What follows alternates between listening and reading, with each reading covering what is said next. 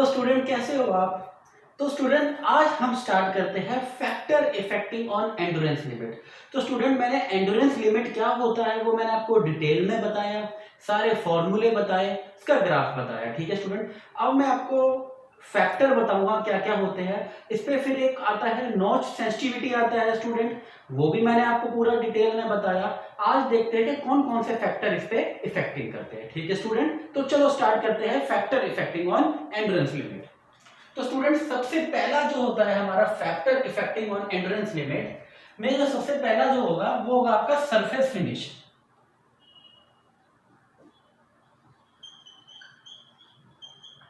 Surface finish, ठीक है student, सबसे पहला फैक्टर होगा वो होता है आपका सरफेस फिनिश, जिसको डिनोट करते हैं हम किससे, के ए से।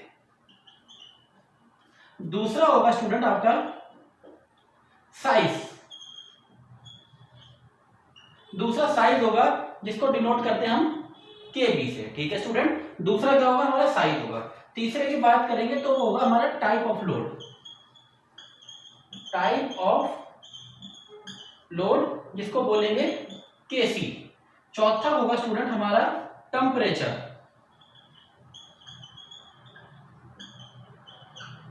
टेम्परेचर जिसको बोलेंगे हम केडी।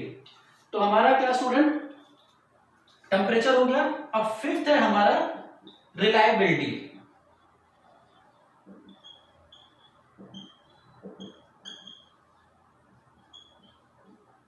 जिसको डिनोट करते हैं स्टूडेंट हम के ई से। अगला जो लास्ट है हमारा वो है मिसलेनियस,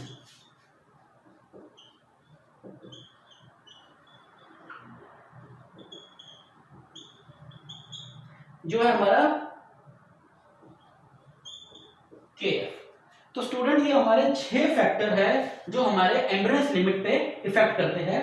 पहला है आपका सरफेस फिनिश जिसको के ए बोलते हैं, दूसरा है आपका साइज, तीसरा है आपका टाइप ऑफ लोड, चौथा है आपका टेम्परेचर, पांचवा है आपका एंड्योरेंस लिमिट एंड छठा है स्टूडेंट मिसलेनियस। अब इसका जो फॉर्मूला होता है student factor effecting on endurance limit का, तो फॉर्मूला क्या होता है स्टूडेंट, फॉर्मूला होता है S E equal to S E dash therefore ka kb kc kd ke and K. तो स्टूडेंट ये फॉर्मूला होता है एंड्योरेंस लिमिट का, S equal to S dash, S equal to S E dash K A के B के सी के D के ई के एफ। तो स्टूडेंट जो एस ई होता है हमारा वो क्या होता है, एस ई होता है हमारा एक्चुअली क्या होता है, it's the endurance, it is the endurance limit, it is the endurance limit of actual component। क्या होता है स्टूडेंट, ऐसी क्या होता है, ऐसी होता है हमारा it is the endurance limit of actual component, और ऐसी डैश है। तो स्टूडेंट ऐसी डैश क्या होगा, ऐसी डैश होता है endurance limit of standard, it's a endurance limit of standard test specimen। ठीक है स्टूडेंट, ऐसी डैश क्या हो जाएगा आपका, ऐसी होता है endurance limit of actual component, SC dash होता है it's the endurance limit of standard test specimen. K A की बात करेंगे स्टूडेंट तो के ए होता है हमारा सरफेस फिनिश, के ए क्या होता है हमारा सरफेस फिनिश। के बी क्या होता है स्टूडेंट, के बी होता है हमारा, के बी क्या है हमारा साइज, के बी हमारा क्या होता है स्टूडेंट, साइज होता है। अगर हम बात करेंगे केसी की तो केसी होता है types of load, types of load.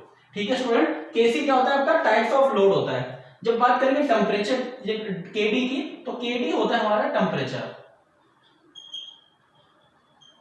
KD क्या होता है स्टूडेंट हमारा टेम्परेचर होता है। केई क्या होता है हमारा, केई होता है हमारा रिलायबिलिटी,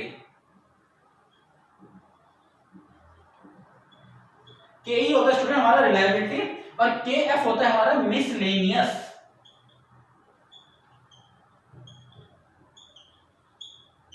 के एफ होता है हमारा मिसलेनियस। तो एक्चुअली स्टूडेंट ये हमारा कंबाइंड पूरा कंप्लीट फॉर्मूला होता है इफेक्टर इफेक्टिंग, मतलब ये आपका factor effecting for the endurance limit का कंप्लीट वो होता है S E equal to S E dash K A के बी के सी के डी के ई के एफ।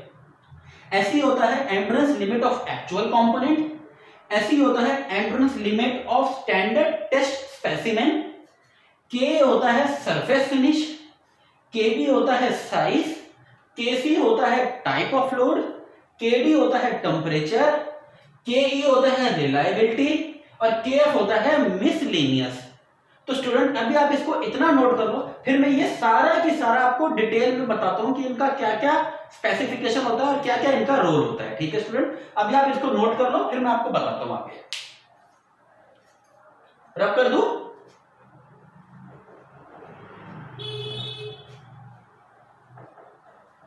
अब स्टूडेंट सबसे पहले हम स्टार्ट करते हैं सरफेस फिनिश ए पार्ट।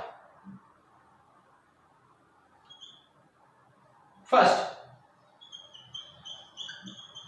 Surface finish. तो स्टूडेंट सरफेस फिनिश क्या होता है? सरफेस फिनिश का एक डायग्राम होता है स्टूडेंट,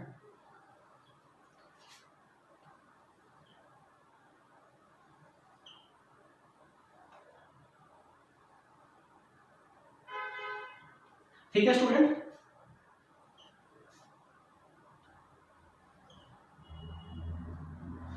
ये स्टूडेंट्स का डायग्राम होता है, ये होता है आपका के ए और ये होता है आपका एस यू टी।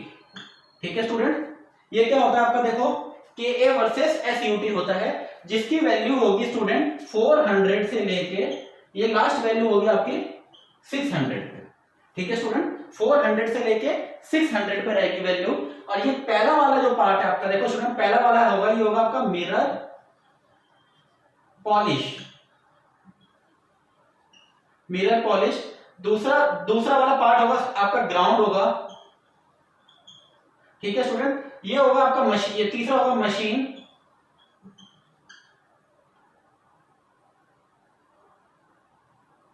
तीसरा होगा आपका ये मशीन होगा। फिर स्टूडेंट आपका ये जो तीसरा मशीन होगा, ये चौथा ये होगा आपका हॉट रोलिंग एंड फोर्जिंग। ये क्या होगा आपका हॉट रोलिंग एंड फोर्जिंग। ठीक है स्टूडेंट, तो अगर हम बात करेंगे इसकी के ए की, तो मशीन जो मिरर पॉलिश होता है, इसकी जो वैल्यू होती है स्टूडेंट वो 1 होती है। उसके बाद ये क्या होता है, स्टार्टिंग 0 से होता है, ये क्या होता है उसके बाद ये बढ़ता रहता है, ये 0.4 0.6 0.8 और ये स्टार्टिंग जो ऊपर की टॉप वैल्यू होती है 1 होती है। तो surface finish means surface finish आपका जो के ए होगा वो 1 होता है, किसका, आपका मिरर पॉलिश का, मिरर पॉलिश का।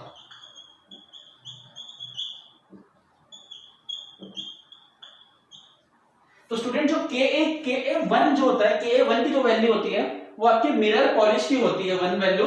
तो स्टूडेंट इसमें देखो सरफेस फिनिश क्या है, ये आपका के ए है।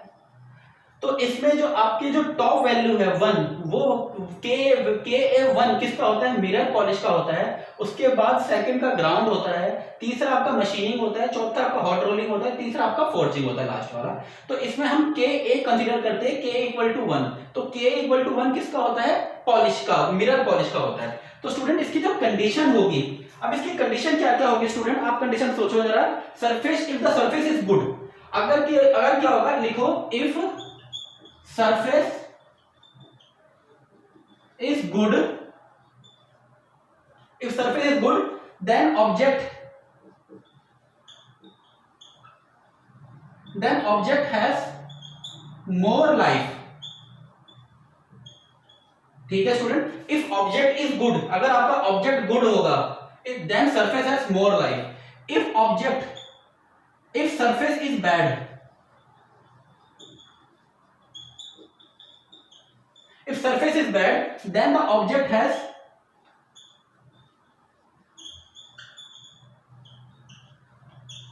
Then the object has less life.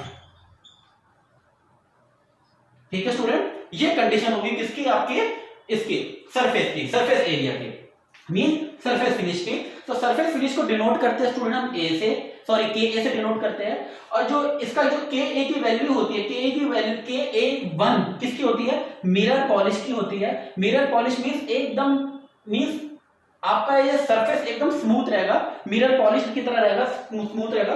तो अगर आपकी के ए की वैल्यू 1 होगी, means for mirror polish, then the surface, फिर इसकी कंडीशन एप्लीकेबल होगी स्टूडेंट। फर्स्ट कंडीशन आपकी ये होगी और दूसरी कंडीशन आपकी ये होगी। पहली कंडीशन ये होगी if the surface is good, अगर आपका सरफेस बहुत अच्छा है, गुड है, तो ऑब्जेक्ट की लाइफ क्या होगी, मोर होगी। ठीक है स्टूडेंट। सेकंड होगी if the object is means if the surface is bad, अगर आपका सरफेस बैड है देन ऑब्जेक्ट की लाइफ क्या हो जाएगी स्टूडेंट, कम हो जाएगी। तो इसके ये दो फैक्टर है किसके, सरफेस, इसके सरफेस फिनिश के। अब हम बात करते हैं स्टूडेंट साइज की, बात करते हैं सेकंड पॉइंट बात करते हैं साइज की।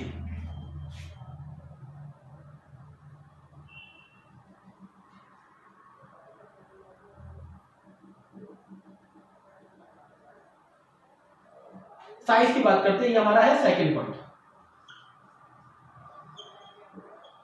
Size factor. तो साइज फैक्टर को डिनोट करते हैं स्टूडेंट, वो करते हैं हम केबी से। साइज फैक्टर को किससे डिनोट करते हैं, केबी से डिनोट करते हैं। तो स्टूडेंट इसकी जो वैल्यू होती है ना, इफ केबी इक्वल टू 1, अगर केबी की वैल्यू 1 होगी then D is smaller than, और एक D smaller than equal to 8 mm। ठीक है student, D is smaller than equal to 8 mm। ठीक है स्टूडेंट। अब इसकी कंडीशन बनेगी, कंडीशन होगी 1.189 डी माइनस 0.097। तो डायमीटर, इसकी कंडीशन क्या होगी, therefore diameter of component is increase, diameter of component is increase. तो देयरफॉर क्या होगा, the value of size factor, therefore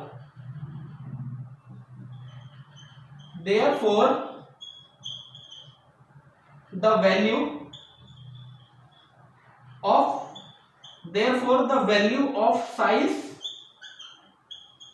factor radius decrease। ठीक है स्टूडेंट। तो ये इसका साइज फैक्टर होगा। पहला होगा स्टूडेंट हमारा, अगर जब के बी की वैल्यू 1 है, मीन जब के बी की वैल्यू 1 है, तो देयरफॉर डी इज स्मॉलर और इक्वल टू 8 mm। डी क्या होगा आपका, स्मॉलर होगा 8 mm से, तो इसकी एक वैल्यू होगी 1.189 डी माइनस 0.097। तो ये कंडीशन होगी। तो उस कंडीशन पे क्या एप्लीकेबल होगा student, the diameter of component is increase, means जब आपका डायामीटर ऑफ कंपोनेंट इंक्रीज करेगा, therefore the value of size factor radius decrease. Means जब आपका डायामीटर, मींस जो आपका डी है, जब डायामीटर इंक्रीज करेगा तो the radius of size factor is decrease. ठीक है स्टूडेंट। तो कंडीशन क्या हो जाएगी, एक कंडीशन फिर मैं यहां लिख देता हूं, देयरफॉर इसकी एक कंडीशन ये थी स्टूडेंट, ध्यान देना। तो देयरफॉर डी क्या होगी, इंक्रीज होगी, तो के भी क्या हो जाएगी आपकी, डिक्रीज हो जाएगी। ठीक है स्टूडेंट, जब डी इंक्रीज होगी तो के भी क्या हो जाएगी, डिक्रीज हो जाएगी। तो देयरफॉर साइज इंक्रीज होगा तो स्ट्रेंथ क्या होगी स्टूडेंट, डिक्रीज हो जाएगी। ठीक है, तो ये आपका साइज फैक्टर हो गया। साइज फैक्टर में क्या होगा स्टूडेंट, साइज फैक्टर को डिनोट करेंगे केबी से।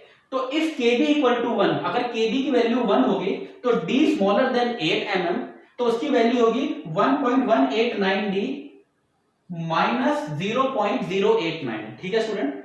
तो क्या होगा, डायामीटर, इतना समझ गए आप, ये पैरामीटर से सारे। The diameter of component increase, if the diameter of component increase the value of radius, therefore the value of size factor radius decrease. Means diameter घटेगा, रेडियस सॉरी डायमीटर बढ़ेगा, रेडियस घटेगा। तो देयरफॉर डी इंक्रीज, के be decrease, therefore size increase, strength decrease. तो student आप ये एक बार note कर लो, फिर मैं आपको नेक्स्ट बताता हूं। नोट कर लो स्टूडेंट, फिर मैं आपको नेक्स्ट बताता हूं।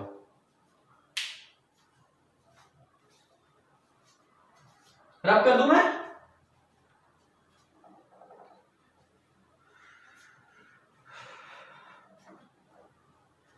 तो स्टूडेंट कैसा लग रहा है मशीन डिजाइन, समझ आ रहा है?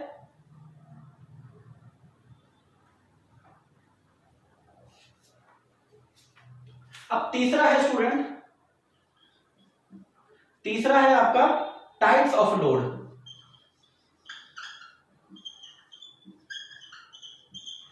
टाइप्स ऑफ लोड जिसको हम डिनोट करते हैं केसी से। ठीक है स्टूडेंट, टाइप्स ऑफ लोड की बात करते हैं जिसको हम डिनोट करते हैं केसी से। तो स्टूडेंट इसमें हमें टाइप्स ऑफ लोड में क्या क्या पढ़ेंगे? तो स्टूडेंट देखो वैसे तो बहुत सारे टॉपिक है, हमें वो पढ़ना है जो कंपटीशन के हिसाब से पूछा जाता है गेट में, ईएस में या आपके इंटरव्यू में। तो उसमें आपके 3 पैरामीटर्स आएंगे। सबसे पहला आएगा स्टूडेंट आपका आएगा केसी। केसी इक्वल टू, इस केसी की 3 वैल्यू पढ़ेंगे स्टूडेंट जो बहुत इंपॉर्टेंट है। K C equal to, K C equal to पहली वैल्यू क्या होगी? K C equal to 1 for bending. ठीक है स्टूडेंट, केसी की वैल्यू 1 होगी किसके लिए? फॉर बेंडिंग के लिए, फॉर बेंडिंग मूवमेंट के लिए स्टूडेंट केसी की वैल्यू क्या होगी? आपकी 1 होगी। अगर इस वैल्यू से नीचे जाते हैं, हम इस वैल्यू से नीचे जाते हैं मीन 0.85, 0.85 इस वैल्यू से नीचे जा रहे हैं, तब क्या होगा स्टूडेंट? उस केस में क्या होगा? एक्सियल। उस केस में क्या होगा स्टूडेंट? एक्सियल होगा। मींस देखो जब आप केसी की वैल्यू 1 है तो बेंडिंग हो रहा है, जब केसी की वैल्यू इससे कम हो रही है तो क्या हो गया? 0.85, तब क्या हो जाएगा? आपका एक्सियल हो जाएगा। तीसरा बात करेंगे स्टूडेंट केसी की वैल्यू, तीसरे की बात करेंगे 0.59, मींस अब उससे और कम हो गई, तो इस केस पे क्या होगा स्टूडेंट? टॉर्जनल। इस केस पे क्या होगा स्टूडेंट? आपका टॉर्जनल होगा। तो स्टूडेंट ये आप एक बार नोट कर लो, फिर इसको आगे बढ़ते हैं। ठीक है, इसका एक डायग्राम बना लो, बेंडिंग का डायग्राम बना लो स्टूडेंट। नहीं डायग्राम मैं आपको फिर अभी और समझाता हूं। चलो डायग्राम बना लो।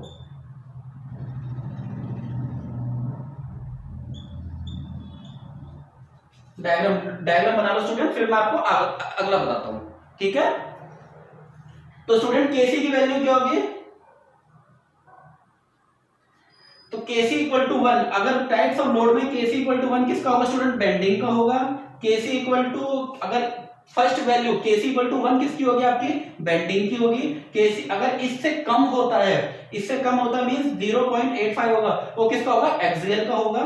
फिर केसी इक्वल टू और इससे कम हो जाएगा, मींस क्या होगी? वैल्यू अगर कम होती जा रही है, देखो स्टूडेंट अगर इसमें वैल्यू कम हो रही है मींस 1 है तो बेंडिंग है, 1 है तो बेंडिंग है, और आपका अगर उससे कम हो रही है तो एक्सियल हो जाएगी। कितनी? 0.85 पे। और केसी की वैल्यू इससे भी कम हो गई तो मीन 0.59 हो गई, तो आपका क्या होगा? टॉर्जनल हो जाएगा। ठीक है स्टूडेंट, आप इसको एक बार नोट कर लो, फिर मैं आपको आगे बताता हूं। एक बार देख लो स्टूडेंट, फिर मैं आपको आगे बताता हूं। सही है, अगला है स्टूडेंट आपका फोर्थ, अगला है फोर्थ आपका टेम्परेचर। और टेम्परेचर को डिनोट करते हैं हम किससे? केडी। टेम्परेचर को डिनोट करते हैं किससे? केडी से। तो स्टूडेंट थर्ड वाला लोड आपने पूरा पढ़ लिया। अब आपको बता रहा हूं मैं टेम्परेचर का। तो टेम्परेचर का स्टूडेंट देखो, टेम्परेचर का हम लोग आपको वो चीज बताऊंगा जो एग्जाम में पूछा जाता है स्टूडेंट, ज्यादा डिटेल में मत जाओ। टेम्परेचर का एक चीज बस इतना याद कर लो, इतना याद कर लो कि टेम्परेचर इंक्रीज, अगर टेम्परेचर बढ़ेगा, अगर टेम्परेचर इंक्रीज तो क्या होगा? Strength, strength decrease. अगर आपका टेम्परेचर बढ़ेगा तो क्या होगी? स्ट्रेंथ घटेगी। स्टूडेंट याद कर लो, बहुत इंपॉर्टेंट है, बहुत ज्यादा इंपॉर्टेंट है। If temperature increase strength decrease. ठीक है स्टूडेंट, तो पांचवा क्या हो जाएगा स्टूडेंट आपका? जब बात करेंगे फिफ्थ, तो फिफ्थ क्या है आपका? रिलायबिलिटी।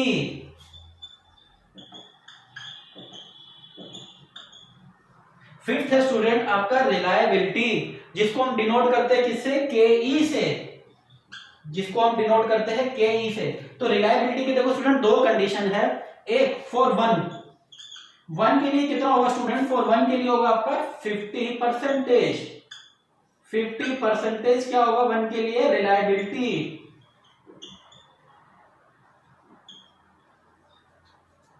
अगर आपकी केई की वैल्यू 1 है, मींस अगर आपकी केई की वैल्यू 1 है तो 1 का मीन्स होगा 50% ऑफ रिलायबिलिटी। ठीक है स्टूडेंट। अगर वैल्यू 1 से कम हुई, अगर वैल्यू 1 से कम हुई मींस 0.8, अगर 1 से कम हुई वैल्यू कितनी? 0.8, तो आपकी रिलायबिलिटी कितनी होगी? आपकी रिलायबिलिटी 90% हो जाएगी। आपकी रिलायबिलिटी कितनी हो जाएगी? 90% हो जाएगी। मींस देखो, जब आपकी रिलायबिलिटी के की वैल्यू जो 1 है, फॉर 1 के लिए रिलायबिलिटी कितनी होगी? 50%। फॉर अगर 1 से नीचे वैल्यू हो रही है मींस 0.8, तो आपकी कितनी रिलायबिलिटी हो रही है? 90%। मींस कितनी हो रही है? 90%। तो ये स्टूडेंट आपका फैक्टर है रिलायबिलिटी का। रिलायबिलिटी फॉर 1 के लिए 50% एंड फॉर 0 उससे कम होगी 0.8, तो रिलायबिलिटी कितनी हो जाएगी? बढ़ जाएगी, वो हो जाएगी आपकी 90%। ठीक है स्टूडेंट। अब आपका आता है लास्ट पॉइंट है आपका मिसलेनियस। तो स्टूडेंट मिसलेनियस के लिए मैं क्या करता हूं, आपका ये टेम्परेचर वाले पार्ट को रब कर देता हूं, यही समझा देता हूं मिसलेनियस क्या होता है। तो स्टूडेंट जब हम बात करेंगे 6 पॉइंट की, तो 6 पॉइंट है आपका मिसलेनियस।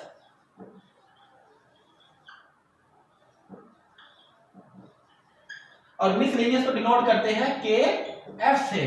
तो स्टूडेंट जब हम बात करेंगे मिसलेनियस की, तो मिसलेनियस के लिए क्या होगा आपका? रेजिडुअल।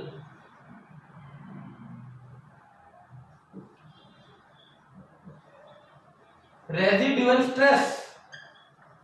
जब हम मिसलेनियस की बात करेंगे तो किसकी बात होगी? रेजिडुअल स्ट्रेस की। तो रेजिडुअल स्ट्रेस किसका होगा? फॉर कास्टिंग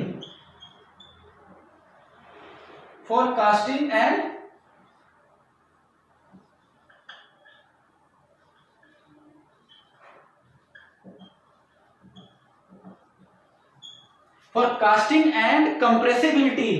रेजिडुअल स्ट्रेस की बात होगी तो क्या होगी? कास्टिंग के लिए एंड कंप्रेसिबिलिटी के लिए। ठीक है स्टूडेंट। तो उसके बाद 2 पॉइंट और याद करो, cold rolling and hammering. Cold rolling and hammering. ठीक है स्टूडेंट। जब हम मिसलेनियस की बात करेंगे तो मिसलेनियस में क्या होगा आपका? मिसलेनियस में क्या होगा आपका? रेजिडुअल स्ट्रेस होगा। रेजिडुअल में क्या होगा आपके? दो होंगे, कास्टिंग एंड कंप्रेसिबिलिटी। उसके बाद होगा आपका कोल्ड रोलिंग एंड हैमरिंग। तो स्टूडेंट ये आपके पूरे के पूरे सारे पॉइंट्स मैंने एक्सप्लेन कर दिए डिटेल में। आप एक बार इसको नोट करो, समझो स्टूडेंट। एग्जाम में बहुत पूछा जाता है, डिटेल में पूछा जाता है। आईईएस के एग्जाम में पूछा जाएगा, आईएएस में पूछा जाता है, गेट में पूछा जाता है। तो आपको एक एक वैल्यू पता होनी चाहिए स्टूडेंट। तो स्टूडेंट आप एक बार इसको नोट कर लो, फिर हम मिलते हैं नेक्स्ट क्लास में।